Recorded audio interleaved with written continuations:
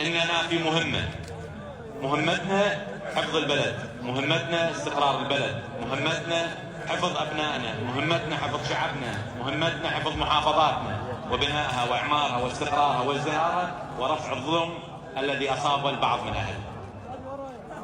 مهمتنا ما يوقفها اي احد، ولا هي جرة قلم ممكن شخص في مكان ما يوقف هذه المهمة. هاي مسيرة ودربها طويل. أنا دائما أوصي إخواني أعضاء مجلس النواب والفريق السياسي اللي يعمل معي إنه اللي يشوف نفسه يبحث عن مهنة إحنا ما نحتاج. إحنا اللي يريده يجي للعمل السياسي يؤمن في ذاته ويؤمن في داخله إنه هو باحث عن مصالح أهله وهو في مهمة لأجل ذلك.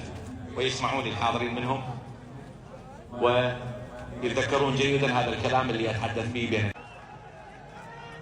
ولا نخالف قانون ولا نسمح للغربان السود اللي كانت تعود. ما نقبل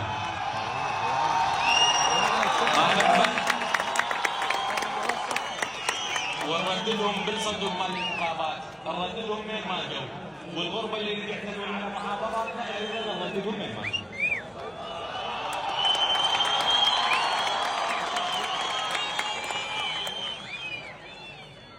طلقة لا تضربون،